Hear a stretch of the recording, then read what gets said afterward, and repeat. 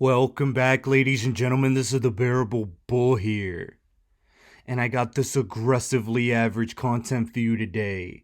As guys, I want to wish you a very happy 2022. As tomorrow I'll be posting to all of you my 2022 New Year's resolutions. As we all have to improve in everything we're trying to do. I'm truly trying to shoot myself out of a cannon for the new year. As in my personal opinion, I have a lot I have to improve on. Guys, something you can expect from me in 2022 is not just crypto content, but my journey as an overall entrepreneur. You see, I've always stated that crypto has been a vehicle for me to be able to make generational wealth. But some wise advice I learned from Kevin O'Leary was you should never have more than 20% of your net worth in one sector, and you should never have more than 5% of your net worth in one stock. I've clearly broke those rules in order to get to where I am today. And in my opinion, you have to break those specific rules in order to get to a successful place in life. However, from a capital preservation perspective, that is something I hold very near and dear. So this is what I'm going to say. This year, I'm going to be showing you guys all strategies I've used as an entrepreneur and things I'm going to be doing to protect my wealth after this altcoin season has emerged. Making the money is one thing, but making sure we keep it is a whole different ball game. Everyone thinks they're a genius during a bull run, but once a bear market comes, only the strong persevere, and we really see who had their shit together.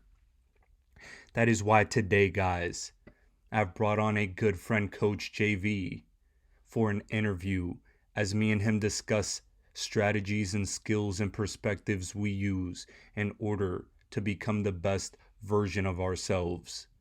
I made sure to post this today to make sure you feel motivated for 2022 and beyond. And maybe, just maybe, you get some information and some motivation that acts as a catalyst, as a seed idea to get you on the right path. Guys, I already know this year coming up is going to be a humbling year as we're ending this journey together on a high note. And we all know what the end game entails. We're not even questioning whether or not we'll get out of the other side.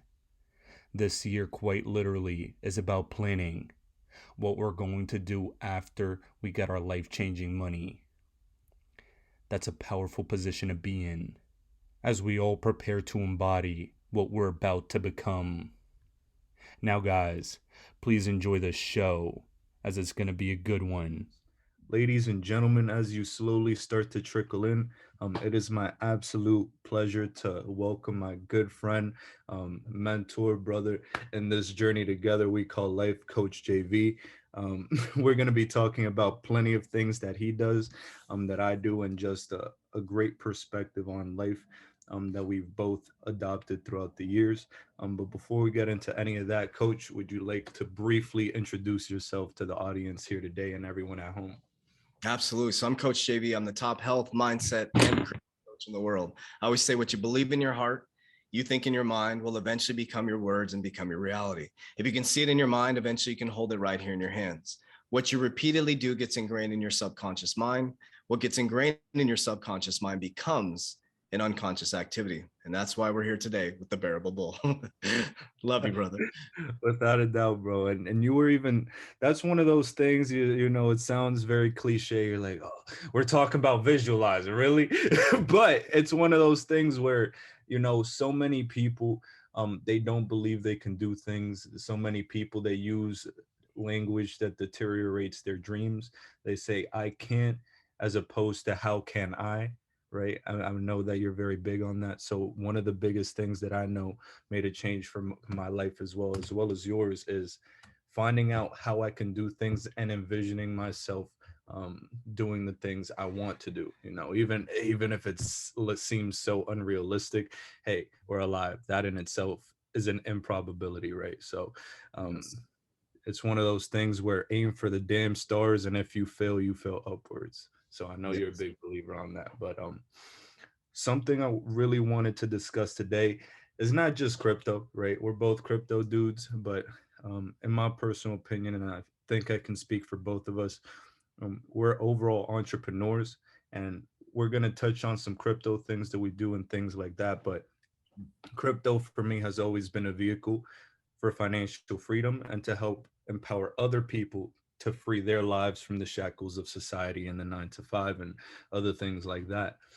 So what I really wanted to discuss today is a couple things that we both do that have helped generate income, businesses, and things like that on top of our investments in the crypto space. So, Coach, I'll let you take the floor and talk about a couple things that you do with your personal life and your businesses and things like that. Yeah, absolutely. So one of the things that I learned is, well, by losing all my money for the third time 2.5 years ago, that was the biggest, most powerful lesson I've ever learned in my life. So I'd ask myself a question: why do I keep losing all my money? The reason why is because I grew up in a just over broke paradigm. I grew up in a not a impoverished family, a middle class family where, the things like money doesn't grow on trees, and every time around tax season we go on trips. It was just patterns, deep rooted subconscious mind, wealth patterns or lack of wealth patterns that were put into my subconscious mind. So when I lost Mhm. everything 2.5 years ago, I read a book called The Richest Man in Babylon. Now, before, that's why I like how you started with, the mumbo jumbo, manifestation. It's like, yeah, manifestation is important, but you got to take action, right? And you also have to take action around the right people. And once you take action around the right people, you got to make sure you have the right patterns. They're really important. So what I was failing to understand is how money works. So I read Think and Grow Rich multiple times. I mean, over and over again, Rich Dad, Poor Dad, but it still didn't click until I read Richest Man in Babylon. And I realized that I was always pigeonholed into like one business or one company. And so I Mhm. started to work around diversification. And so I started to understand, I created a plan in my mind. I'm like, here's exactly what I want my plan to look like. I want to own multiple companies. I also want to be a crypto investor, but I don't want to be just pigeonholed in crypto. So what I created is an ecosystem over the last 2.5 years. I went from completely broke to financial freedom in 2.5 years. And I Mhm. will be building generational wealth within the next 10 years. And so what I did was, is I built out a very strict plan. I said, okay, here's Coach JV, the bank, right? So I'm the bank, right? Screw the fiat system. I'm going to be my own bank. I'm an ex-banker, so I understand how banks work. I said, so how do banks operate? How do the richest people in the world operate? Well, what they do is they leverage other people's money, the bank's money, and they buy assets. And with the profits from the assets, they buy more assets, and they just keep this profit generation machine going. So I was like, well, how can I do that at a small scale? And then how can I scale up? And so what I did was, this first cryptocurrency was 99% cryptocurrency for me, right? So I had lost everything. So I moved back in with my parents. Admittedly, I tell people that because it was the right thing to do. I was like, I could go get an apartment for my kids. I, went through, a divorce, assets where our business got shut down, all that stuff. And I was like, you know what? I'm just going to go live with my parents, and I'm going to humble myself, and I'm going to sleep on the floor and the couch for a year and a half. I told my mom, I said, give me 1 year and a half, and I'm going to follow this richest man in Babylon concept. So Mhm. we started hustling our asses off. Every single dime I took, I put it into cryptocurrency. But what I did was, every time I got profits from cryptocurrency, I'd pull some profits and I would say, how can I make this make money? So I would stake it into a cryptocurrency, right? And so I was doing all these different things within cryptocurrency to make that passive income. But every time I made passive income, I didn't go buy shoes, I didn't go buy clothes. I put it back into something that would generate income, and quickly a couple thousand became 10, 10 became six figures. And you know the story with cryptocurrency, if you're doing it correctly, right?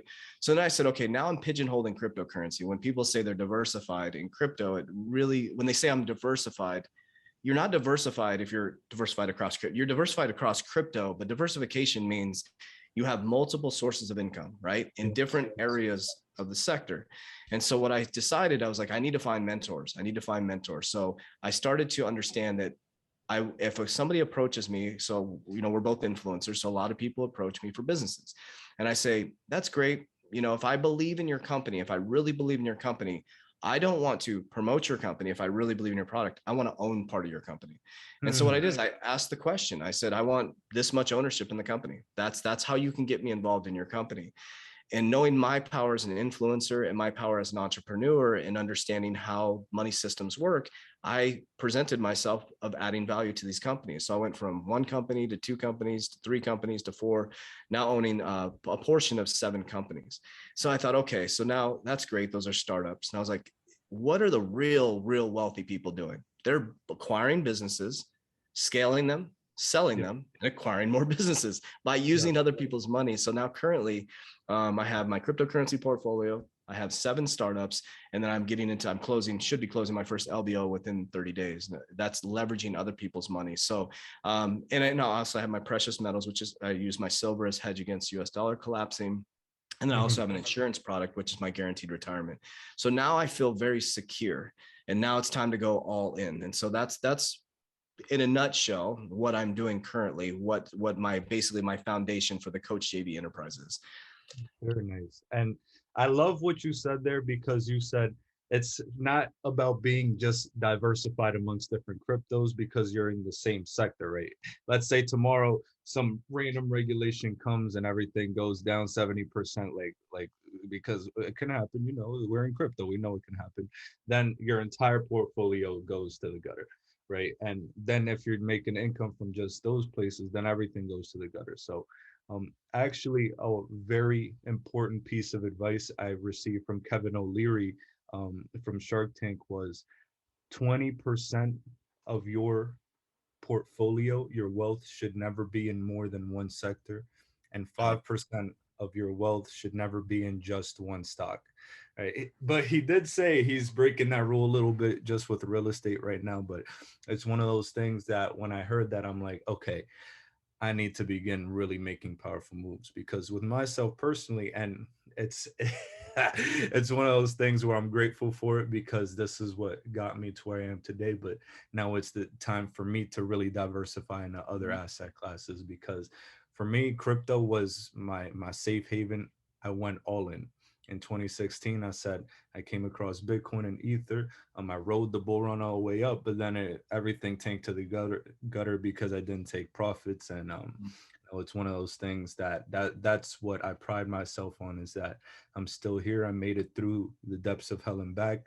I lost 80% of my portfolio within like 2.5 weeks Wow. from the peak of that bull run, and like that's very psychologically damaging, right? We Yes. just saw a little 35% crash, quote, little 35% crash the other day.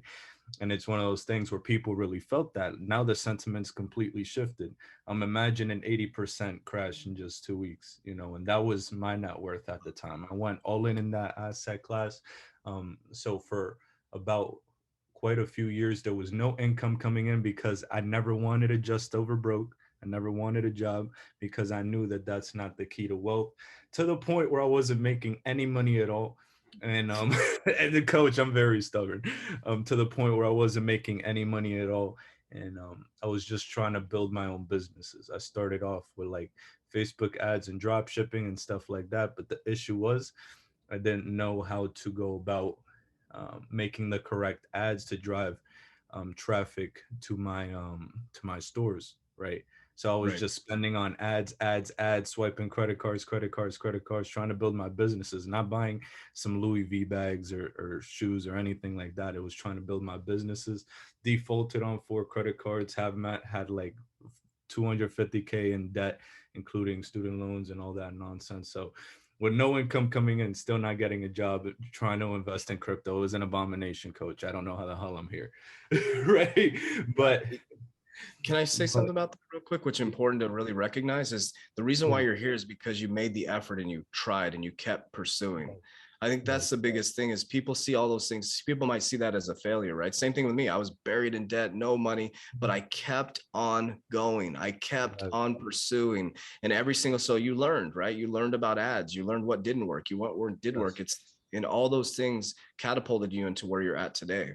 Yes, and that's something that I really want to make sure the audience at home understands is that that was a massive failure, but I've failed upwards since then because I've learned from my mistakes. I've learned from the experiences, and I've acquired all these new skills. Right? It's like I saw this diagram once that showed the percentage of information you retain from different ways of learning, whether it's reading or watching videos or listening to lectures. It's you retain 10% of information from reading, like around 40% from watching videos, but you retain 100% of information when you experience it, right? And Mm, actually do it. So it's one of those things where I'm like, okay, I failed hard, but I tried and I did it. yep. And I was at the point where I was making $0.00 for a prolonged period of time. But then I just started reading. With Jordan Harry's TED Talk over here. Say hello for everyone, Jordan. That TED Talk really helped me get a lot of information in my mind to get skills that I needed and ideas that I needed to do everything I'm doing today. Started a YouTube video that, thank God, um, was successful, because at the time it was either that or nothing. And I've been able to get, whether it's my Udemy course, my mentorship program, YouTube, other things, build a name for myself here, and since have diversified into things like Airbnb and real estate and precious metals. I'm not in the stock market right now because everything's too frothy, but I am looking to, once things correct by a lot, buy some incredible businesses in there. So it's Yes. one of those things where the diversification for me is it's already beginning, but Mm, it's really going to happen after crypto takes off the way I expect it to. And yep. then we spread ourselves into different sectors. Because one thing I could tell you is, while I love this asset class, it could be a little stressful, So, Oh yeah, yeah. And I so think too, we were talking about this on our live just recently. It was just a little bit ago that, people need to get used to being bored. Like if you can't get used to being bored, and yes, you're gonna get yes, wrecked. You're gonna yes, get wrecked 100%. Investing and getting wealthy is boring as shit. Excuse my language. Sorry, vibe. It's just boring. It's really, it should be boring. It should feel boring. If the excitement, the dopamine, that's if you're looking for that, it's like, go to the casino, go to a gas station and buy a lottery ticket. Like that's yes. why I believe people get wrecked, is because like I had to be patient to get to where I'm at. I mean, it was two and a half, I mean, four. I left corporate America in 2000, banking in 2017. I didn't make a dime for 3 years, man. It was horrible. It was like, and then Yeah. finally when I started getting paid, they shut my business down. I was Wow. like, oh my God. And so it's just like, it was just doing the boring things consistently over. I'm all about consistency. That's one of the most important things. I think people should understand, it's gonna, I believe it's gonna go parabolic as well. Get some money out of the market and then get used to being bored, man. Fall in love Yes. with it. Yes. And that's one of those things too, is like I can outweigh the best traders on the planet into more profits, because they have to deal with, the tax implications of trading, income tax as opposed to capital gains taxes and things like that. And something I actually posted on YouTube and that I discuss in my mentorship program and stuff is like collateral loans, right? And me personally, I use Nexo as the platform to do this. Um, with collateral loans, is things that the wealthy have done um, for a long time. Is draw against their take loans against their assets. With crypto, it's volatile, so I can only get up to 30% of my XRP's value, for example. So I executed that move a couple days ago so I could be able to purchase some properties, right? Put down payment on a couple homes because, in my opinion, speaking with people like Natalia from the CEO of Proppy and Kevin O'Leary and things like that, various others, what I know is that residential is going to keep going to the moon for quite a while. Like these are the one percenters that are speaking, not Joe Schmo in the comment section saying, "Why you buy real estate now? It's so high." I'm like, well, that's because inflation is going through the roof. That's why. So these properties are fairly priced based on the rate of inflation, believe it or not. So it's things like that that essentially I have free money. It's not my money, right? It's someone else's money that they gave to me against my assets. I've created the right, I've used the right tools to make sure I safeguard my assets from the downside volatility. And in my opinion, I think XRP is going to the moon, relatively soon. I don't think it's going to crash if it does that much. And, essentially when everything's said and done, I'll be over collateralized, right? I can take back essentially almost all my XRP and I have properties now. What did I Yeah. do? That's, that's incredible. It's an Yep. incredible thing. So it's one of those things that I tell people you have to really read, look at people much smarter than you and listen to the 1%er, not people that make a $60,000 salary, because they're gonna kill your dreams and tell you everything's too risky. And it's like, yeah, that's why we're waiting for stimulus checks. Right. You look at these financial advisors who are certified by the government. Yeah, yeah. No offense to financial advisors, but they go through a government certification to be certified to sell us products and services that are supposed to make us rich. Well, it doesn't make a lot of sense, but Yes, exactly, man. But no offense to financial advisors. no offense at all. But what I'll say is, aside from that, what you just mentioned, I know there's a couple different things that you do outside of crypto and even within the crypto. Do you want to spend a little bit of time just discussing some of the things that you do? Yeah, sure. Like the LBOs and business stuff. Sure, Yeah. everything, coach. We're laying it all out on the table for Yeah, whoever so wants to so listen. like basically my first initial business was just like you. I started I started talking about crypto on my YouTube channel. You were one of my biggest inspirations, you and Digital Asset Investor. I remember the moment I heard the first video from the Bearable Bull. It was amazing. I remember what store I was walking into. I wild, and I was like, dude, this guy's pretty remarkable. It's pretty neat. And I started listening to Digital Asset Investor, and I was getting into crypto, right? And there was a guy named Jay Bills that walked into, I had looked at Tika 5 coins to 5 million. And there's a point to the story. And I was like, this is really interesting. I remember I had the banker mentality. I was bought in that cryptocurrency was a fraud. I had this broke mentality. I came from banking. I was stuck in the indoctrination system. And so I'm like thinking, man, what is this crypto? And then so I started to understand it, set up a exchange. And then all of a sudden some guy walks in and says, his name Jay Bill. He said, have you ever heard of XRP? And I looked it up and I was like, holy shit. Like I'm an ex-banker. I learned how to scale banks. I went to CBA executive banking school, and I had to pay attention because I have dyslexia. So it was tough for me. So I really had to pay attention on how to scale these banks. And I'm like, Yes. if I had this in the banking system, I would have won the whole sim model. I mean, like this is literally the solve for banks with the interest rates, or excuse me, with the like Basel III, the LIBOR moving to SOFR. Like there's all Yeah. these things happening with banks. I'm like, people don't understand. Banks literally have to move into blockchain and Yes. DLT. They have to. Like when people argue with me, I'm like, sorry, this is something we need to talk about, because like people, like I love these TikTokers that talk shit. They're like, XRP. I'm like, do you realize like banks have to, it's not will they have to move into distributed ledger technology. They have to move into blockchain because number one, they have to have gold on reserves for riskier assets, right? How do they make money, Yes. right? They got fee income, they got capital markets, right? All that stuff. And then they got interest income. And so it's like all that shit's being squeezed. If interest rates go up, right? They usually, banks make a lot more money when interest rates go up. But if the market starts to collapse and people start to lose all their money, right? So they're going to be fee income is going to be huge for them. If XRP can move their money at the speed of light, right, for a very low fraction of the cost, they're going to bake in a nice little fee for the customers, right? It's going to be a lot cheaper than it would be to a wire transfer, but the profit margin is going to go up because they're going to be moving at the speed of light. But I know I digress with that, but where was I going with that? Oh, cryptocurrency. And so I really realized I love business. So I think it's important for people to find what you love.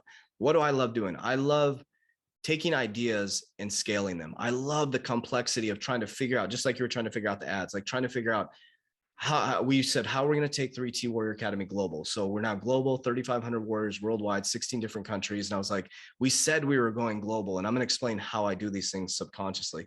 So we took 3T Warrior Academy global. We started our clothing company, which is 3T Warrior Labs. We have a supplement company. What else we got? Supplement company. I have a podcast company that I'm part owner of. Oh, thank you. We have a podcast company that I'm part owner of. I also do LBOs, leverage buyouts. So I just got into that. I'm working with my mentor, Ken Mack. And so we just got into that, and or he's been into it for a long time. Man. Wait. You see that follower count? 589. That's a Oh, sign. shit. No way. That's That's amazing. a sign right there, baby. That's a Wow. sign. Nothing, dude. We're in the matrix. This is a simulation. What's going on right now? It is. It's our simulation where we own it. But yeah, it's so I started. So what are leverage buyouts? Now my brain was just like boom when I learned about leverage buyouts. So I have 7 startups I'm working with right now, and they're difficult. Startups are difficult, man. It's your there's 5 of them aren't even generating revenue right now. We have meetings all the time. So my whole goal is freedom. I want to be free. I want to be able to move where I want, to go where I want, pick my kids up when I want, spend time with my kids. But I noticed with the startups, I was starting to be involved in meetings all the time, and I'm like, it just constantly. So I'm really getting into LBOs. So my goal is I own my company called Freedom Asset Management Group.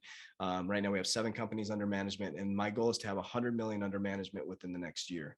So I want to share something. Why do I verbalize 100 million? Why do I say I'm going to be a billionaire? Because it's really, really important to continue to tell the universe what you're going to do. And I don't give a shit what people think. I don't care if you don't think I'm going to do it, that doesn't matter to me. Right. So you have to let your reticular activating system know what's going on. And so there's a thing. If you're shocked when someone says you're going to be a billionaire, then you'll never be a billionaire. You have to accept what already is. And we're really big on, like, our whole team, everybody in our team that works in the academy has their vision board in our academy. Like, I'm staring at my vision board right now. So like you're on my vision board. It says Bearable Bull, and I interviewed you. I think I told you that. That's incredible. And you're on my vision. And that's an example of it actually working, that it works. It does work. It does. It really, the reason why it works, like, let's take the mumbo jumbo esoteric secret out of it, right? The reason why it works is because, think about it. Everything is thought mixed with desire. So like, if you're a religious person, right, they always say, oh, you don't want to desire or strive. You wouldn't be here if you didn't desire. Nobody would be here. You wouldn't even be here. Your parents had to think about getting together through desire. Somebody had to desire to create a phone. Somebody had desire to create this microphone. Somebody had desire to create cryptocurrency. You had someone had to desire to make sure that you were born, right? Yes. That in itself, yeah. Everything is desire. And so everybody's a manifestation expert. And I want to explain this. We call it, Kev calls it manifestation in reverse. Everybody on this line, everybody going to watch this in the future, the millions of people that are going to watch this, okay? Everybody's a manifestation. If you are worried about your future, your 401k, you're just over broke, you're worried about your wife cheating on you or your husband cheating on you, you're a manifestation expert. You're thinking about something that doesn't even exist, and you're bringing it into your current reality, which is making it part of your reality. So you're creating a vibrational field within your body that is attracting that thing to you. And you're asking a question to your brain, and your subconscious mind can only answer questions. That's all it does. It's Google, right? So when I figured that out, I was like, oh shit, I'm going to be I stopped saying I'm going to be a millionaire. I said, what are the steps? And lo and behold, here we are, right? And so I said, I'm going to have 100 million under management. I started, can we dive into manifestation, the 369? That's what we can, Coach. I'm as kind of professional as I pretend to keep things, right? This is like, it means a lot that you speak about this so openly, because this is a secret that I've personally used as well. Like, everything you do, I just don't discuss it on my channel, because I just try and keep it on like what's going on macroeconomics and politically and things like that. But this is extremely important, and I have to stress that becoming a millionaire and transforming your life starts from within. It's not, no one's coming to save you, like you like to say. It's small changes in habits that compound into an embodiment of a character that you want to be. And everything I want to do is become my ideal approximation. I always have an ideal version of myself I'm aiming for, and I'll always fail at achieving it, but it keeps me going. It really keeps me going. So keep going for it. So I'm going to rephrase the saying that I say every single time I introduce myself, right? So remember, what you believe in your heart, you think in your mind, will eventually become your words and become your reality. Why do I say heart? Because, like Dr. Joe Dispenza, when you connect your heart and mind together, it creates a vibrational field within your body. Once you verbalize it, now you can't stop it. It's out into the universe. It's actually out in there in the field of vibration, right? Okay. So what you repeatedly do gets ingrained in your subconscious mind. What gets ingrained in your subconscious mind becomes an unconscious activity. The reason why I'm able to talk to you guys and move my hands and walk and talk and do all this stuff, because my body, when I was a baby, I didn't know how to, when I was a baby, I was like this. So we repeatedly watched other people within our paradigm do that. We learned how to speak English. And if you were in a multi-language household, you could speak different languages, because as a baby to 8 years old, you're pure subconscious. So if your family spoke 10 different languages, you're going to pick it up like that. So what happens is at 8 years old, we develop what's called the conscious mind, your thinking mind. And what we do is we already have all the answers. My 5-year-old son has all the answers to the world, to life. We actually unlearn it through the paradigm that we're living, or the circumstances, or the people, places, things around us. So they unteach us how powerful we are. And so most people watching this, if you're not successful, have been taught that you're not successful. The truth is, you're already rich, you're already wealthy, you're already healthy, you're already abundant, and you have to relearn that. But relearning something is very uncomfortable, man, because when you start to relearn something, the people around you fell in love with the person who they designed. So they fell in love with the person they designed. Your parents fell in love with the person they designed. And all of a sudden you become who you're truly supposed to be. And the resistance is coming from them either wanting that, or there's a vibrational mismatch. Some people call it unequally yoked. But I want to dive into 369 because I've been doing manifestation since I woke up from attempted suicide 16 years ago now, to a book called The Secret. And just, I think, blind luck, man, or just being so broke and so on my back that I was just like, I have no choice. I have a 3-year-old daughter. I got to figure this out. So I started being positive, affirmations. I didn't even know what the hell I was doing. And I moved up really quickly. I'm charismatic. I moved up in banking. But recently, about, oh God, I keep saying a year ago, I think it was, so last November, I had been doing manifestation for a long time, had gotten pretty far. And I love Nikola Tesla. I love Nikola Tesla. I just love what he represented. I love that he was trying to bring free energy to people. I love the freedom aspect of it. I think he was just, well before his time. Genius. And so there's a Nikola Tesla theory, the 369, right? And if you can go into Fibonacci, you can go to all these different codings things if you want to. We won't go into that. But what I realized through Dr. Joe Dispenza, that the brain is just Google. It just answers questions. That's it. That's all it does. And so I was saying 3 times in the morning, 6 times in the afternoon, 9 times a night, I was saying, thank you for the 1K a day in income. Okay. I said, thank you for the 1K a day in income. So I was thinking as it already existed. I held it in my heart and mind, and I got there. It was kind of fumbly, right? And then I was like, I heard this video from Dr. Joe Dispenza. I can't remember which video it was, but he's like, it's like Google, or somebody said that. And I was like, okay, if it's Google, then I just have to ask it a question.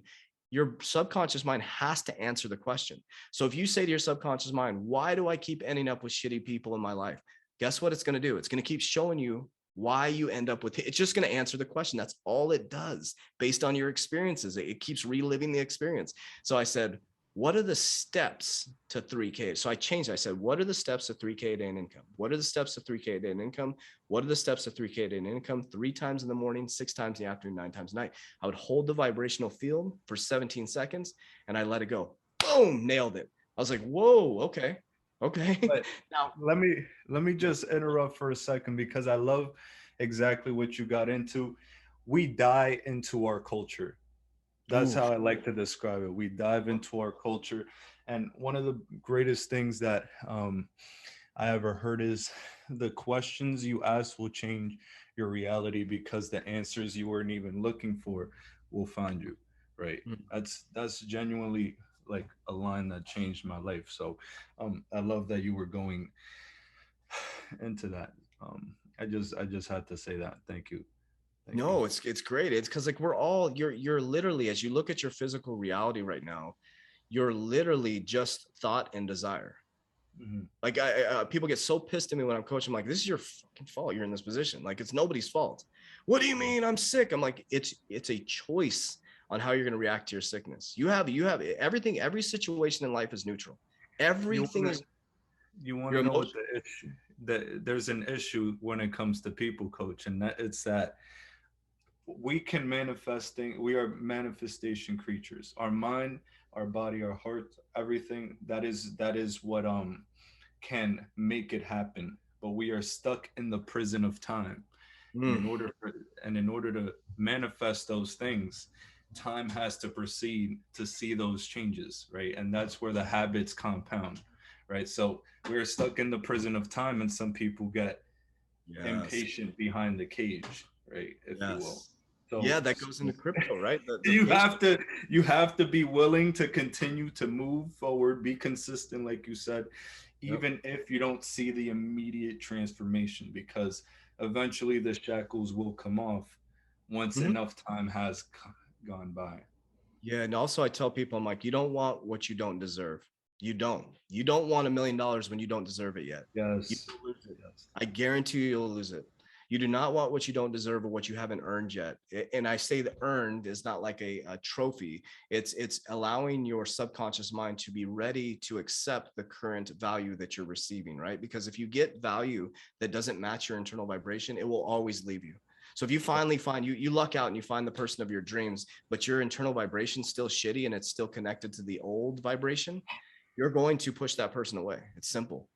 You Mhm. might get lucky and meet this great person. Then when they meet your vibration, they're like, no, no, no, no. It may have been a physical attraction first because you're just attracting your level of vibration. That's it. Mhm. And some I'm gonna say, coach, and this is not to get off topic at all, but it kind of this is the biggest thing that changed my life. And it was humbling myself to my situation and my limitations of what I know. And that's when I started reading close to a book a day, Jordan. I'm not that smart yet. You're still the speed reading dude. But um it's one of those things where I didn't have the resources or the ability to pay for mentors or mentorships, or didn't know how to go about seeking mentors, right? But we're blessed in this technological world where we can find mentors that are giving out free advice on YouTube, right? And we could take whatever you can get from those mentors, boom, copy paste into your life, right? Copy paste here. We could take these books that are free information. I don't care if you have to pay $15. You can afford it. Pay for it. Read the books. These books are revolutionary. They change the way your mind works as well. Mentors and mentorships are 100% the most important thing that's changed my life. There was a time where I said, man, I know enough myself. I can do it. I don't necessarily need a mentor. I have these books and YouTube and YouTube University that can change my life. No, no, no, no, no. That's only step one, right? Once you get past step one and you have enough capital to be able to afford getting a mentor, right? Do it in whatever field it is and whatever it is you're passionate about. And I know you have a program like that. I have one that I launched recently as well. And guys, if you're here, I'm not over here trying to shill my program or his program. I'm just trying to tell you genuine lessons that I've learned that have changed my life. I've paid over $100,000 in mentorships just Yep. from very important, intelligent, and powerful people that I want to be more like. Whether it's from investing in stocks, options, real estate, Airbnb, any mentorship where I vetted the person giving the information and I'm like, okay, I like you. Boom, snap of the finger, no questions asked. What's the price? Oh, Yep. that's the price. Okay, cool. Now I've recently gone into like photography and videography mentorships and travel mentorships too, because this I'm preparing myself for the next stage of my life where I'm like, okay, now my freedom is here. Now I'm visualizing, right, what my next steps are. I'm going to be a great drone pilot, photographer, content creator, and things like that. Hey, coach, hey, we going somewhere. We traveling somewhere. I don't know where it is. We going somewhere because I'm ready. that's after this whole COVID thing's over, man. Like I'm anxious. I need to get out the Yeah. house. But Yeah. that's something I have to preach to everyone here. It's Yeah. find your mentors, whoever you think is going to get you where you need to go. um, I don't care what price they charge. If you think they're gonna do it, do it, Mhm. do it. No Yes. hesitation. You know what's Hmm. important too? Something that I've been trying to figure out the proper way to express this to people, and it's a little hard to express, but hopefully it'll come across the right way. So why do I call myself Coach JB? John Vasquez died, so that guy died, right? So I was named John Vasquez as a kid, but I want people to understand you're not your name. You're not your Hmm. name. You're not. When I said I was a banker, so what people do is they attach themselves to their job, to their title. I'm an athlete. I'm a pro football player. I'm this. But what happens when that disappears? What happens if you're a pro athlete and all of a sudden you break your leg? So your whole identity is bought into something that is physical, right? Hmm. You have to understand that you are you. You are not your name. You are not a banker. You are not a crypto investor. You're just you. And the key to life and what I'm doing right, I'm being paid to be Coach JV. And who is me, right? It's not even Coach JV. I'm just a high vibrational being who is operating. I have dyslexia, I can't spell, blah, blah, blah. But I have a team around me that has all the skills. I just fall. So that's something that's really important, is like, try not to identify like when people are like grabbing onto, oh, I'm this, or if I get to be a crypto investor, I'm going to be happy. No, you're just going to be a crypto investor with the same shitty. I mean, you're only going to. So when I always tell people in our academy, in the process of becoming a millionaire, the most important thing is, who are you becoming? I don't give a shit if you become a millionaire, because if you become a millionaire, all you're going to do is exacerbate the current problems. I don't even know if that's the right word. Make bigger.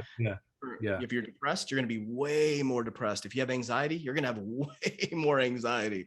If you think your crypto portfolio is going to crash, imagine it with 10 million. You know, it's like, oh, sorry, his phone's going off here. Sorry about that. Boom. Awesome. I'm back. No doubt, and I couldn't agree more. And I think part of the reason why we've been broke a couple of times and had to come back from the depths was because we weren't ready for that money. We weren't ready for our money. I know for a fact, if I would have made like what the unrealized gains in 2017 from my portfolio, I would have been more arrogant. I would have thought I was hot shit. I wouldn't have worked this hard to do all my research and due diligence on thousands of coins and charts during 2017, 18, 19, 20, 21, and beyond, right? I wouldn't have done all that work. And it was the harsh reality of my situation that made me work harder to find what's next and opportunities. So I'm grateful that happened, and I got to share my story with everyone here and various other things. And to kind of pivot into the next and into a different topic, just because we're well-rounded individuals and we want to make sure people understand some of the other things we all do. Social media marketing, in my opinion, is the most important thing people could be doing today to scale your business or your life in general, whatever it is. And most people don't do it the right way. We have these fake gurus here to try and pretend and tell you buy some followers on Instagram. No. That destroys the algorithm. You have to build it organically, and it's very, very hard. So, kind of what I want to ask you is, what was the process that you went through in order to scale your TikTok, which is it 1 million followers already? Or close, man. 930,000. We're almost there.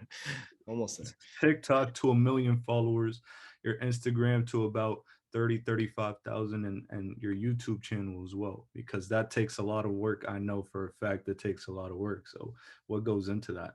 Yeah, so great question. So let's start with what you started with. Okay, so first of all, I did it completely wrong the first time, and I'll show you. Can look at a specific example. I'll actually show it to you. So if you look at my Instagram for Coach JV _, which is about 33,000, somewhere around there, go look at our Warrior Academy one. So that one was my original JV Impacts podcast, because we've evolved so much, right? That one, when I first started, I was buying likes, I was buying follows, I was buying posts. I didn't know. I came out of corporate America. I didn't know that's how it didn't work. It ruined my portfolio or my thing. So this is the one that I built organically, right? So you can look at it by looking at someone's followers and how much engagement they have. That's really important. But if you go over to my Warrior Academy one, you'll see that one was grown in the beginning. Now it's organic.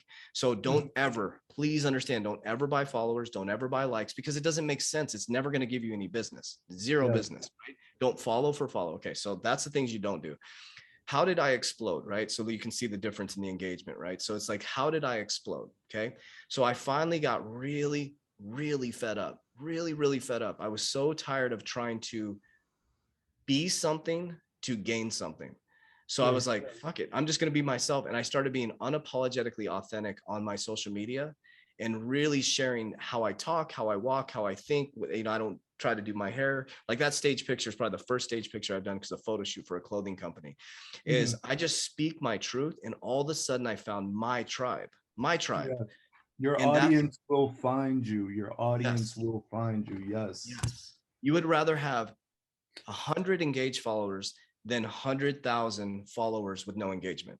So let me repeat that. You'd rather have 100 engaged followers than 100,000 followers with no engagement, right? So it's like, and I'm very grateful that the 930,000 people that follow me, I have a lot of engaged followers that follow me. So what I use TikTok to move people to my YouTube channel so I can build a deeper relationship with them. So if you're getting into running a business, you need to be on TikTok. We've scaled multiple. It's TikTok, TikTok, TikTok. Why? You know, actually, my daughter, I got to give her credit. My daughter said, "Dad, you got to be on TikTok during the pandemic." I did one video. I had 54 followers last year, 2020. I had 54 followers. I just started being myself. 54. 54 followers a year ago. Holy shit. Yeah. Because this is a conversation I've had with you often, guys, and this is you're getting to see a glimpse of me and Coach behind the scenes, right? I had this conversation with you behind the scenes, and I'm like, Coach, like I gotta scale my TikTok because this algorithm is pure, right? Because the virality that it allows for is ridiculous. Like the reach it gives you to an organic audience is still so early and so nice before they tamper with the algorithm that like you can randomly just hit it overnight. Yep. Hit it overnight, truly. And you said it's about a year, maybe a year and a half since you had 54 followers. Now it's close to 1 million. So Yes. powerful, man.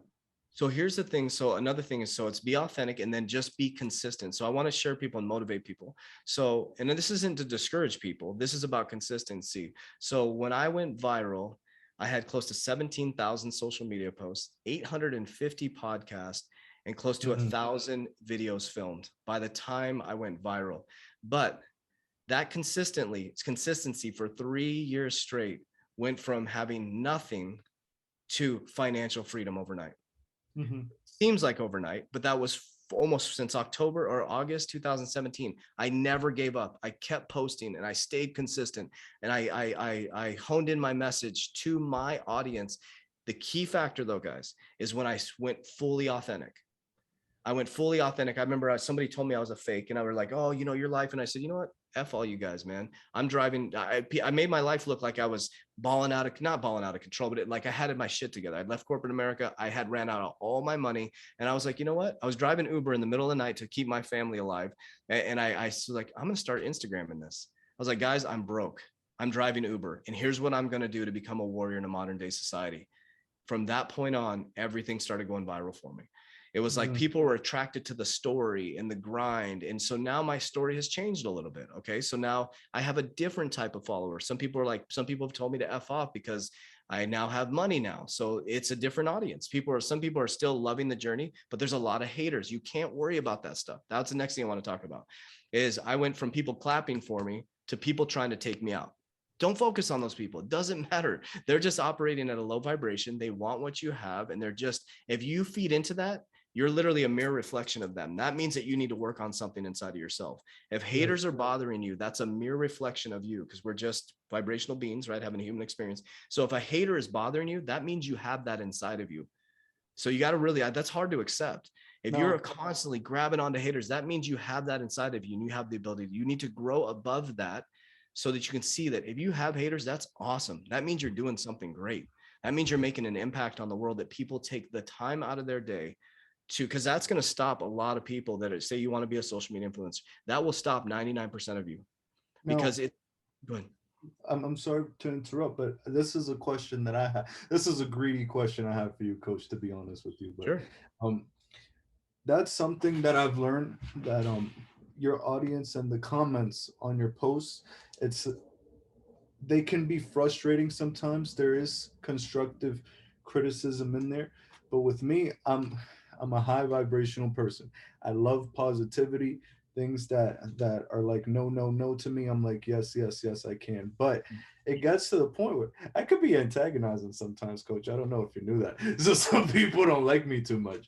So when I read comments on whether it's like YouTube or Twitter, or especially Twitter, oh my goodness, people degenerate into the worst version of themselves on Twitter and even Instagram. It's one of those things where I don't read comments anymore, and maybe even to a fault, because I know there could be some nuggets there that I take out and learn from, but it's one of those things that it lowers my mood sometimes, where it's a very shitty comment, so something I'll ask you is, how do you go about dealing with those negative comments? Great question. I need So, because I need yeah, to do better with that myself, because sometimes it does get to me, you know. so I think I feel like we're very similar just by watching your social. Like, for example, I'm unlike any other influencer, I would think. I think you're very similar. I'm not controlled by my social media at all. Mm. If you see me posting, it's because I want to post. If you see me doing a story, I've been going through some personal shit, and so I've been doing a lot of stories. I'm not feeling it, man. I don't feel that I have an Forced. obligation to anybody. And if that pisses people off, I'm sorry. I don't have an obligation to anybody. I am me. I am me all the time. And so I think that's what helps me handle it. And I am practicing heavily in my life to operate out of Christ consciousness. And so what I see is every single person, whether it's hate or love, is I see them as Christ. This may be too much for people to go too deep, but I literally see every person as Christ. And so when somebody's hating on me, I see it as Christ consciousness, and I can see through that to love, right? So that's how I deal with it. I know that person is coming from a point of pain versus a point of love. And usually, if you look at some of my comments, if I do respond to them, I say I love you to those people almost every 100% of the time. I would say probably 99% of the time. Because your reticular activating system, unfortunately, I don't know why this does this, but you can read 100 positive comments, the one negative comment, boom, grabs onto you. Ways, yeah. It's how we operate. It's how we operate as human beings. And that's why you got to really be consistent with your act. I'm probably, I can admit this, I'm probably one of the most disciplined, consistent people in the world. I Oh, believe yeah. that. You know, Yeah, David, you are. the person You I are. want to meet, thank you. Someone I want to meet is David Goggins. That's somebody who I don't look up to anybody. I just really admire David Goggins. I admire you. I told you you're one of the people I admire, and it's like there's people I admire, but people I looked up to, or it's like Jesus. That's what I want to model. But yeah, I think it's really important because if you're going to be a social media influencer, it will wreck you if you can't handle hate comments. You won't be able to do it. It'll ruin your relationships. It'll ruin your life. It'll ruin your vibration. If you're operating on a low vibration, people aren't going to be attracted to your social media. Yes, without a doubt. And that's not to get it into like some personal thing, but it's one of those things where it does weigh on you, but you have to power through it because Yep. the message goes through 98% of your audience loves you, and the people that hate you, they're attracted to you. Yeah. Whether they want to believe it or not, they want to listen just to talk smack, and what they actually probably pay more attention than the people that love you, to be Oh, quite honest. 100%. So 100%. it's one of those things where they even gain value from the things you do. So that's very important, coach. And Oh, there was one thing I was going to talk about. I think this will be important. I didn't finish with it. It was like, remember when I was going like this, when I was talking about everything's neutral? So yes, everything in the world is neutral, right? Everything is neutral. Our emotions are not, right? So everything happening to us, this conversation is neutral. Every single person is having a different experience. Some people are like, oh, Coach JV, this dude's wearing a cutoff shirt and freaking got a pony. Who the hell is this dude, right? And some people are like, oh, I like his look. I like his vibration. Some people can look past the kind of hippie-ish look, right? The cool thing is it's neutral. I'm a neutral person here. Each person has having a completely different experience. So that's the power behind being a human being, is we could both be sitting at a light, right? You and I. So let's take me and Bobby. Bobby's on the right, I'm on the left. We're sitting at a light and we're just sitting there listening to our music. It's a red light, and all of a sudden, boom, someone gets hit on a motorcycle, gets decapitated. I freeze up and I'm like, oh my God. And I can't get it out of my head. I start skipping work. I start sleeping in. I can't focus. I lose my relationship. I become an alcoholic. But Bobby on the right is like, wow, life is short. And he starts living the best life ever, seeing that person's death as a catalyst to live his life. Two people, neutral situation, completely different experience. So that's how I deal with haters, because it's like, that's their neutral, that's their experience. It's neutrality. The hate comment is neutral. I have a choice to bring it up, or I have a choice to bring it down. I have a choice to ignore it. So everything is neutral. Someone can be like, F you. It's neutral. I cuss a lot. And so it pisses people off. I'm like, it's neutral. To me, cussing isn't a big deal. I cuss in front of my kids. People are like, oh my God. I'm like, I do. I mean, like, I don't do it. I'm not proud of it. It's just how I talk. And so it's like, people are like, some people, oh my God, I should go to hell for that. And it's like, it's neutral. It's like, if you believe that, then that's in your paradigm. And I'm sure it's they say people that curse a lot are authentic and trustworthy. I don't know if you knew that. Oh, really? I didn't hear that. I curse a lot too. I do, yeah.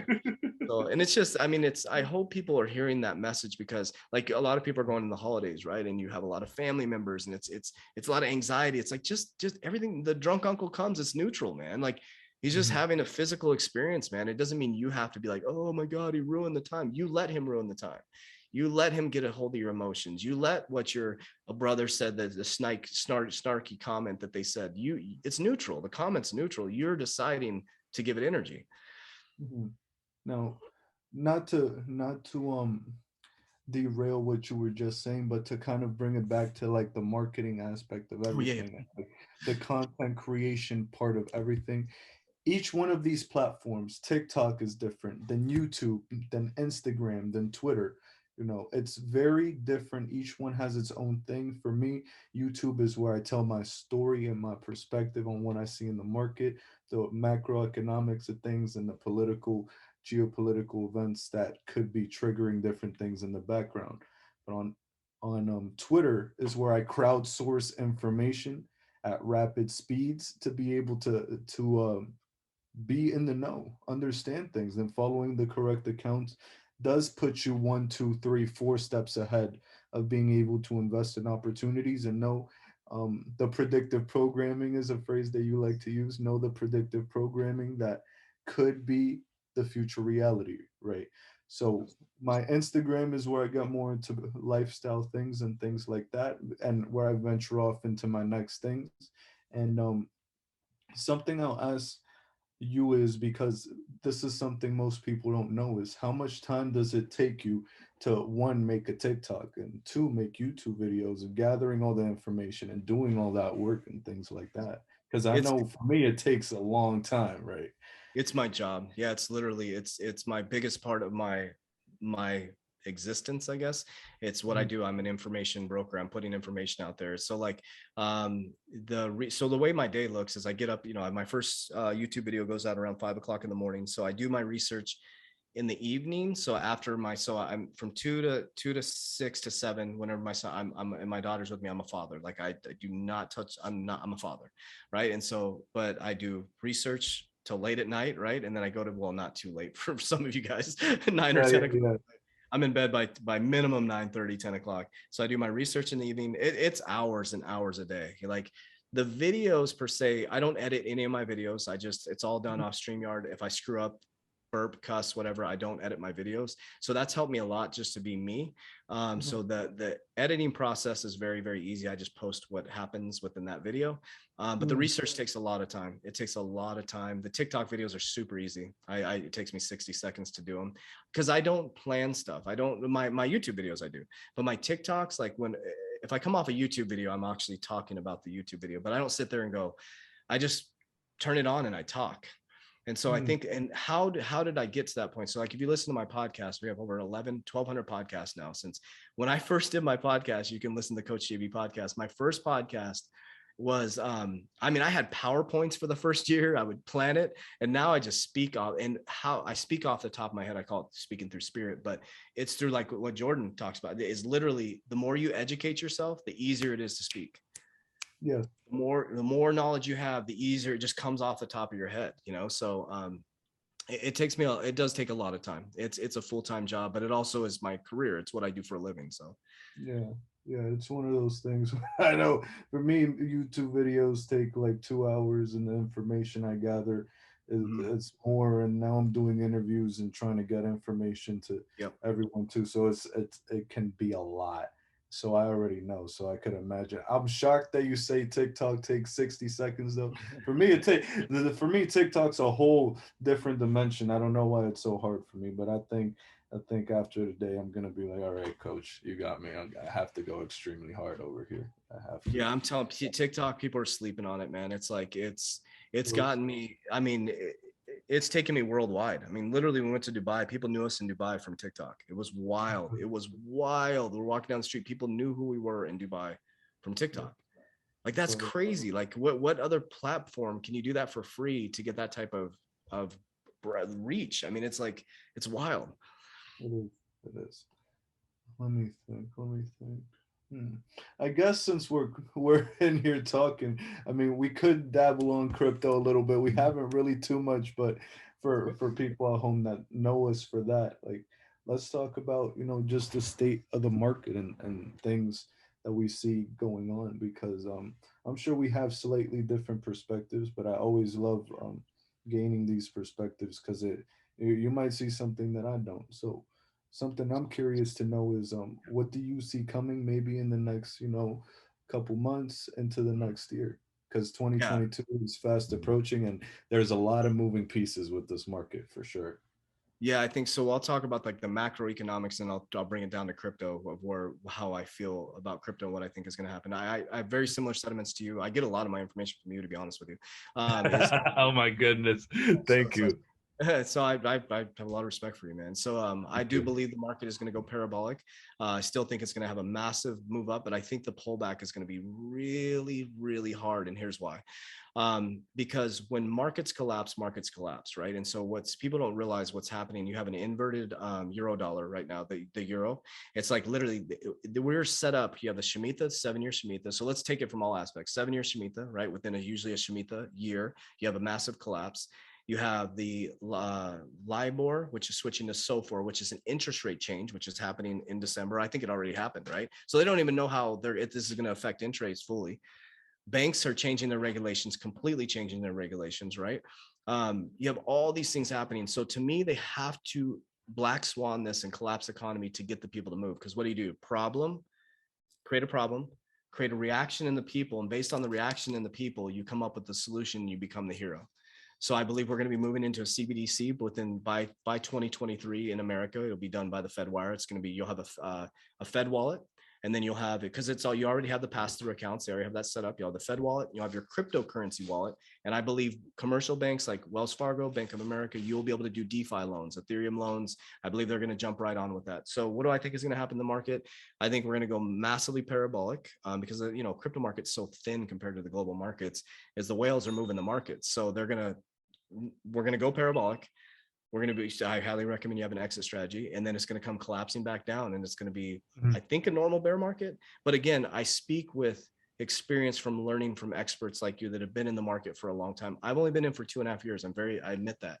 But I do know that we're going to have a massive stock market collapse. I'm not trying to freak people out, but the just over broke system, the 401k system, it's like, that's a fraud, man, in my opinion.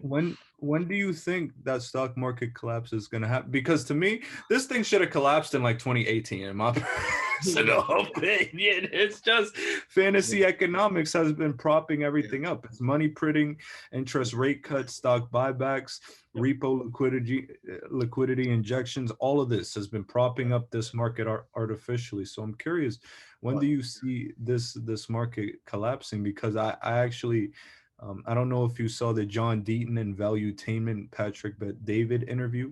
I didn't know. It's a very powerful one that has to do with the lawsuit and things like that. But there was a point that was brought up where there's a U.S. congressman, and these congressmen, I don't know if you know this, they're the best traders in human history. They're always right. I don't know if you knew that, but I wonder why. But they're shorting the market Q1 2022.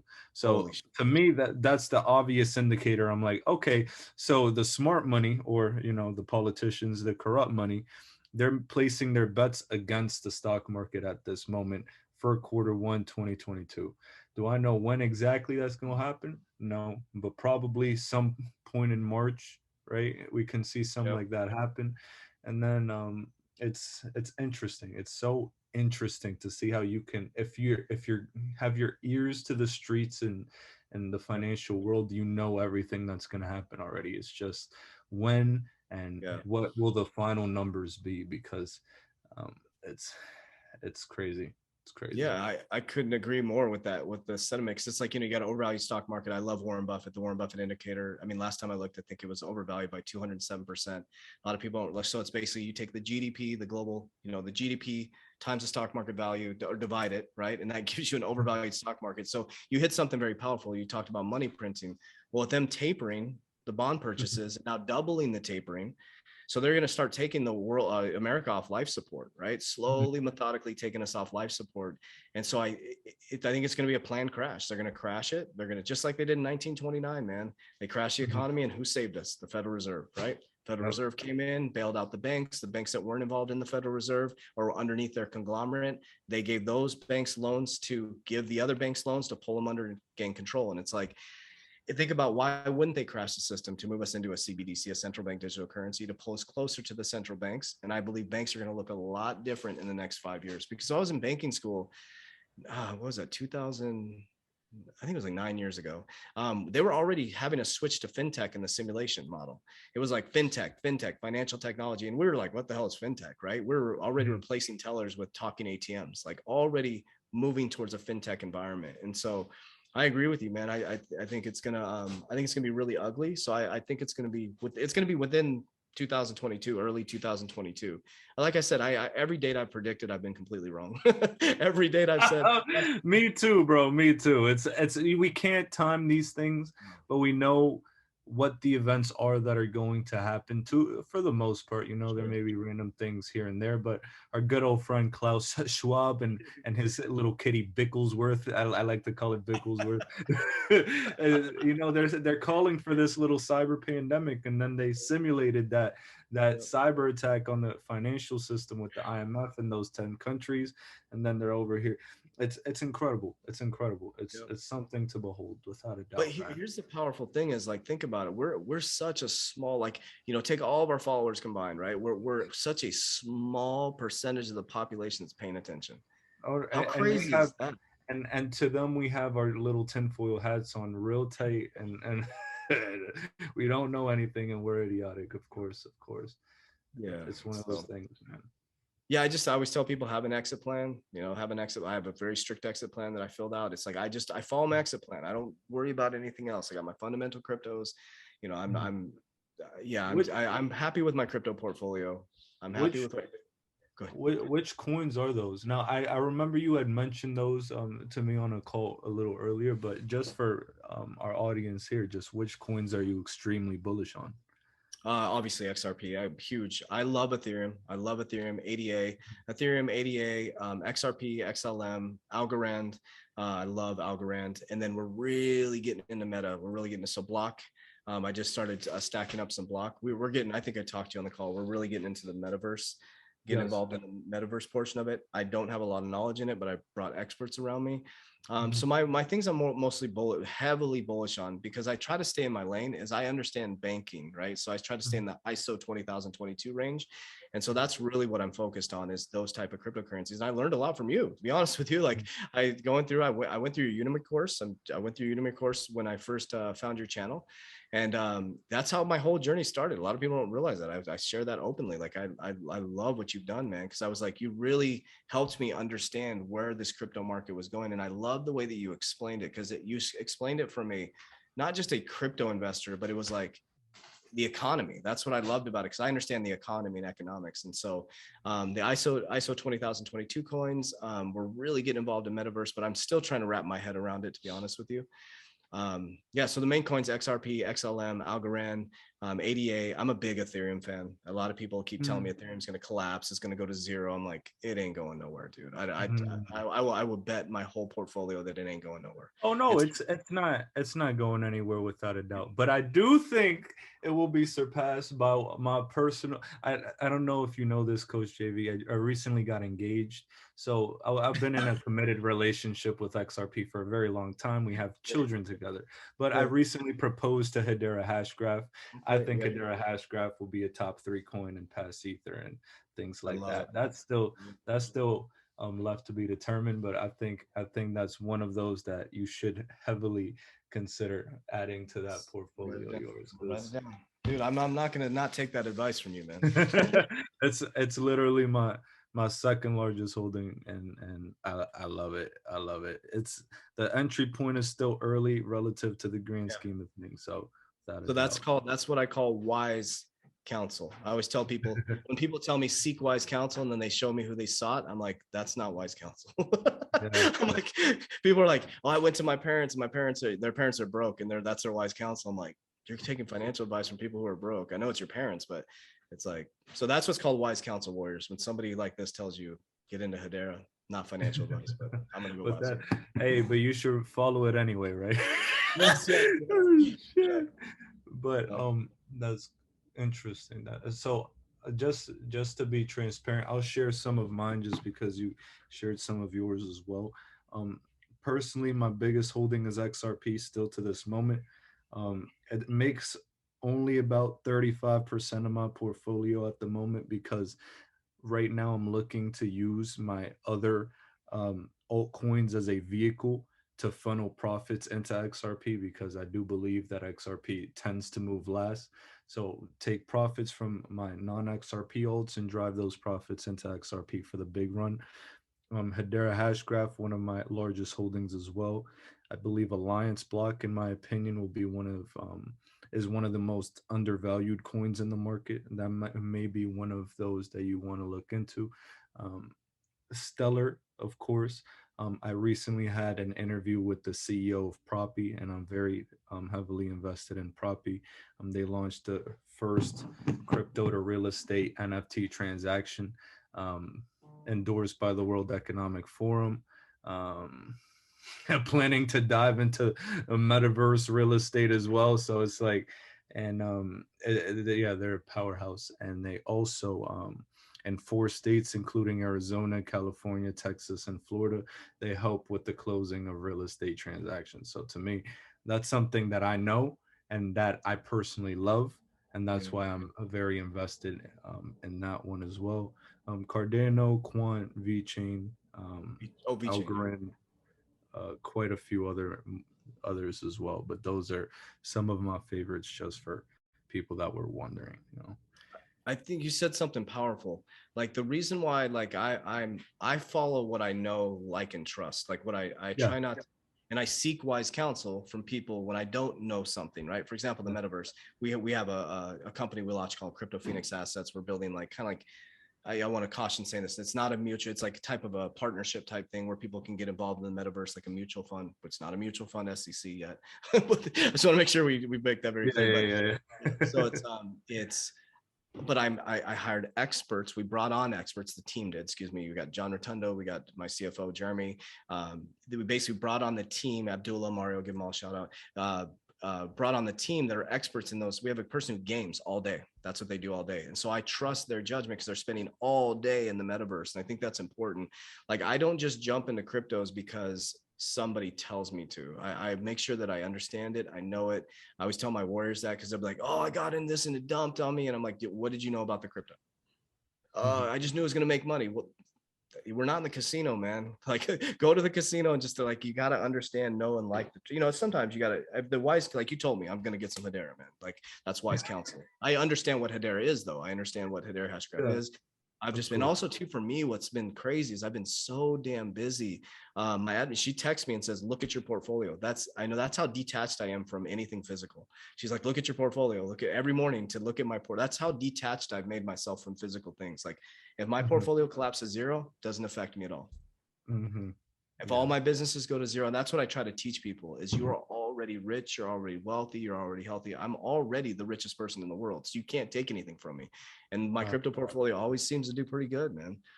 I'll tell you what, Coach. If my crypto portfolio tanked to the floor, I wouldn't be the richest person in the world. I'd be pretty broke. I'd be pretty broke, dude. I promise you, you can do it all over again, man. No, you're right, but people would be frustrated. They'd be like, "Boy, what happened?" I'm gonna be like, "Hey," but that's not gonna happen, right, guys? That's not gonna happen. But that is funny. We're, That is. where this group is going to be the richest. I mean, if everybody does it correctly and really understands. So what I always tell people, just try to understand that you're already rich. That's what I'm trying to teach people, like this left, right, up, down. I don't want to get into politics, but I'm not going to No, because I'm not. no, don't do it. I've made a commitment to myself to not speak about COVID ever again, or Yeah, no, politics, no. What for I'm saying, moving forward, especially I because agree it's with too that. much. What I'm saying It's is too much. like, I agree with you 100%. We don't talk about it. It's like, don't attach to that stuff. That is going to make you The sick. That's going to make distractions, you sick. the Yes. distractions, and the Yes. division, the That's what division. I'm talking about. Like, if you want to wreck your life, attach to that stuff. Just Mhm. you already have everything you need, man. I agree with you 100%. We don't talk about it. We don't. It's like I'm living the best 2.5 years of my life, and other people are living the worst time of their life. I'm like, I this has know. been the best. It's paradigm, dude. It's here. And what I'll tell you, just for people that don't know me, and a little bit about my story and my background too, I genuinely, when you say like manifestation and visualization and things like that, I genuinely feel destined to have been in this moment poetically by a power higher than myself, because trust me, I could not have be here where I am today without like some type of intervention or something like that. Like I randomly came across this book called Risky is the New Safe about, I think it was 11 years ago. And it taught me about like gold and silver and investing in different things. And they were saying there's going to be a point where everything implodes on itself, the system is going to die, and that during that change, that is where people who take advantage of the opportunity, because with great crisis comes great opportunity, right? And never waste a good crisis, right? That's what the politicians and elites say. Yep. That is where you can, place your pennies, like Jordan likes to say, against the elite's dollars, right? And Wow. you can transform the trajectory of where you're going to go, right? So I knew that there was going to be a moment just like this that we're experiencing right now, where the paradigm shift begins and we get to, transform our lives. And well, coach, before this paradigm shift was happening, I like change. I was stagnant. I was stagnant, broke, depressed, suicidal, all the whole 9 yards. So, coach, similar story. But Yeah. it's one of those things where I knew there was going to be a moment where my time could come and I can help guide people through the change, because the change was Yep. coming, and here it is now. And it's one of those things where I know we said we weren't going to talk about COVID or this health crisis or anything, but this is what I'll say. Um, I'm uniquely qualified to talk about all the non-health aspects of this, because what I independently studied for about 10 years is geopolitical black swan events and Mm. authoritarianism, as well as like the banking system, crypto, and things like that. So when we talk about COVID and all the things that's going on, I'm like, I knew this was going to happen. Yep. It was supposed to be a currency crisis. I see that because of this, we're printing all this money and no one is blaming the banks. And Mhm. there's interesting things going on here. I could have never thought it was going to be a health crisis that caused this, but this is the reason they're giving. It was going to happen anyway, and that makes one ask questions. We're not going to get into that, but it's one of Yes. those things where I say to myself, wow, like this could, for the people that were stuck in the old system and the old paradigm and aren't looking forward, it's very, very hard. And for those people like me and yourself and everyone here listening and at home, we're the people taking advantage of the opportunity that this new world is going to bring, right? So Yes. it's interesting, man. It's very interesting, and it's very frustrating when people, they don't want to listen to what you have to say. Mhm. We're filled in a world with responders and not listeners, and Yep. that's though some of the wisest advice I've ever gotten is that always speak less, dude. Just speak less, because everyone else has some that you can extract and you can copy and paste into your life that could maybe change where you're going to go. Yep. So it's one of those things where I would definitely recommend people do that. And ask questions. Don't be afraid to look stupid. I look dumb every day. I really do. Like I'm amongst developers and CEOs and all these people, and they're teaching me things. I'm like, oh my goodness, I don't know anything. I genuinely know how much I don't know. You know, That's awesome. so it's one of those things. But uh, because I don't know, and I know what I don't know, I'm going to ask you about like some of your metaverse, newfound metaverse, either investments or knowledge and things like that, because I have a specific one that I'm looking to dive very deep into, and then we can just bounce ideas off each other if you're interested. Mm. Yeah, I don't, man, they're doing all the work there, to be honest with you. Like the block is what I got into recently. The Mhm. Blocktopia, that's a big one. Yeah, yeah, yeah. And then Gala's really, really big with us, really, really big. So those are the two that we're really heavily focused on right now, Block and Gala. So I would personally recommend for your team, if they're interested, to look pretty heavily into Upland. Upland. Okay. Upland, that's a metaverse I'm looking to dive deep into, and what it is essentially a copy of properties in the real world, Mm. just in the metaverse version of it. And some people are like, oh, I don't like that. I don't know what's going on. To me, I'm like, just imagine if you are a corporation or your famous building, something like that. Maybe it's like the Empire State Building, for example, and someone has your metaverse version of your property, right? Oh, well, I mean, everything's BS now. Everything's digital. Maybe they Yep. want to have the rights of their own property within a metaverse. And let me be honest with you, I don't know which metaverse is going to be the one to win, quote, but Yeah. I'm pretty sure there's going to be metaverse interoperability and things like that. Yeah. That makes it a lot of sense to me. So, in my opinion, guys, like maybe take 1 to 2% of your portfolio and shoot some darts, because one thing I know for sure is that Decentraland is going for more money than some mansions. So it's some nonsense. It really is nonsense to me. But there's opportunity in nonsense. People still think crypto is nonsense. So Yes.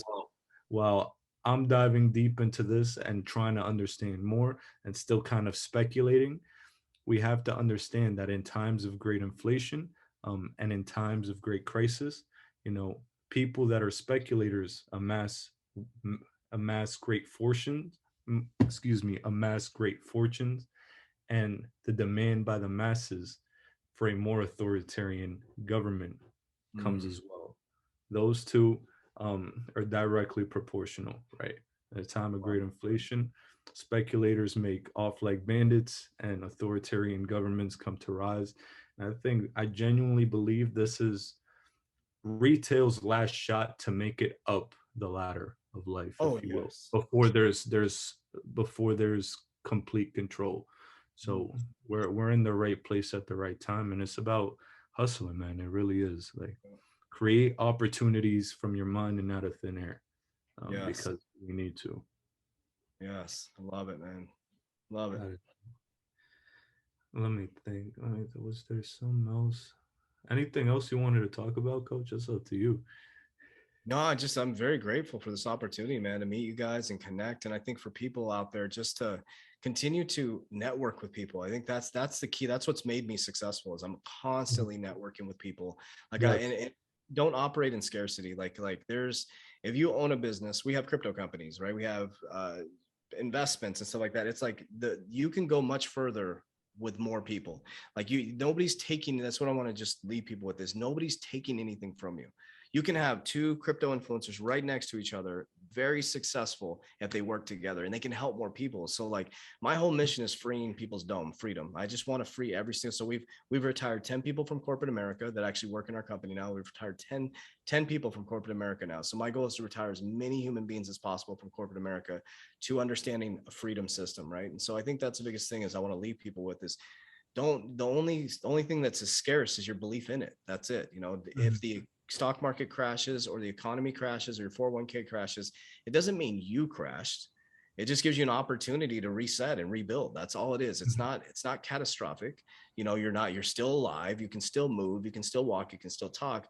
What it tells you is that you weren't paying attention. You just weren't paying attention, right? So now, right? Just like me, when I left corporate America, I lost everything. I'm like, okay, something's wrong.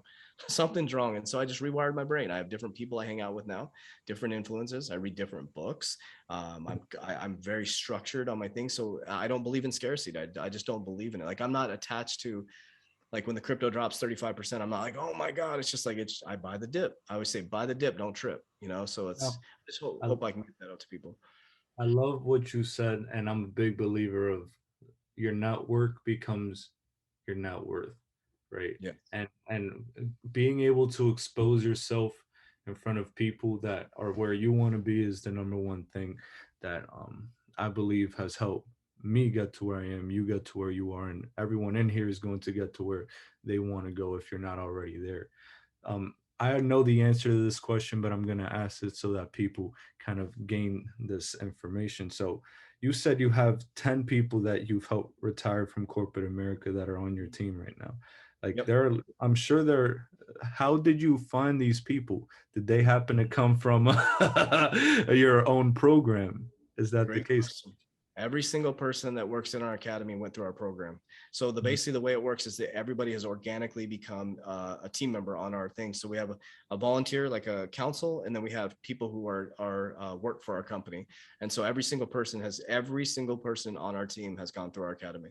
And so Mhm. people like, we don't apply. It's just a natural, people call it, one time someone called me the Carol Baskin of it's like, it's just because we create a loving, positive environment where people can become themselves. And we work to put people in the positions that suit them the best. We Mhm. don't try to put someone in a round hole, round in a square peg. We don't do that. We'll allow them to evolve, and we'll adjust the company around certain positions to make sure that people are in the right position, right? That's really, really important. We have a Yes. freedom company, so people don't have schedules. They can come and go as they please. They can take vacation when they want, as long as they get their work done in a lot of time. We also added in profit sharing. So we give, we're going to start giving, basically we did our first, we're going to start giving profits of the company back to the people. So my goal is to free as many, like I already know I'm going to be wealthy. I already know that, because I'm freeing people. It's very simple. The more people I free, the freer I become. It's so simple, man. It's just such a, if you help more people, you're gonna have a lot of abundance. It's just adopt that and you'll be good to go. And that's something I really respect from what you're doing, because I have myself a mentorship program as well that I launched a couple months ago.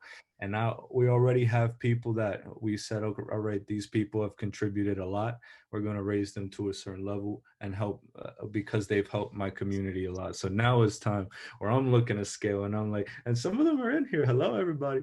And where I'm looking to scale and potentially begin onboarding people and copying pasting that model that you've had into my own business and my own future. So And coach, another thing, coach sorry, I didn't mean to interrupt, but one thing we encourage too, like all of our team members have the ability to have side hustles. We encourage, because in corporate Mhm. America, I was told I couldn't have a side hustle. It pissed Yes. me off.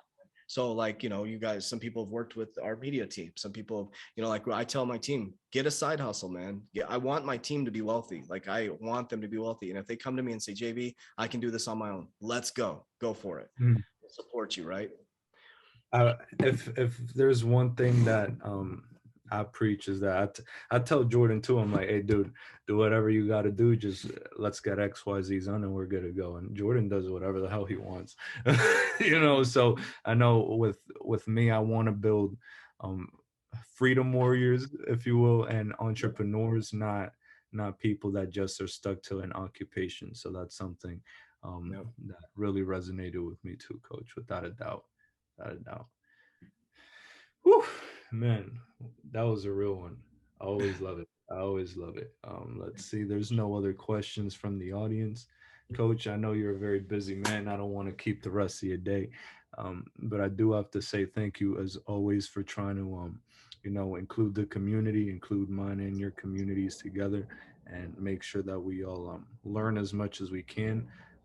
Perspective building is key, and thank you for shedding light and some of your businesses, what you do, and everything else. Like your perspective on life is something I truly respect and try to model to the best of my ability, and I'm sure plenty of people in here as well believe the same thing. So without a doubt, Coach, love you to death, my brother. Something I do have to say is that Ken Mack actually messaged Jordan and I during the interview and was like, hey, let's get some going. And I'm like, Ken, I'm like, that's he had 589 followers. He messages us during this interview. Like the universe works in crazy ways, my brother. That's energy, man. Energy. I'm telling you, it's such a beautiful, beautiful thing. If people could realize that they are just, I'll leave people with this. You're just the thought and desire. That's all you're experiencing. Look around your physical reality around, look at your bank account, look at your relationship, look at your kids, look at your job. It's a thought and desire. Nobody forced you to get that job. Nobody forced you to be in that relationship. Nobody forced you to be broke. And if you can accept that and take responsibility for that, you're going to be the richest person in the world. Without a doubt. And dude, if I could tell everyone at home is to say, just take that advice and roll with it, and you'll transform your life without a doubt. I'm gonna watch this interview again on 2x speed because I got some nuggets that need to take back as well.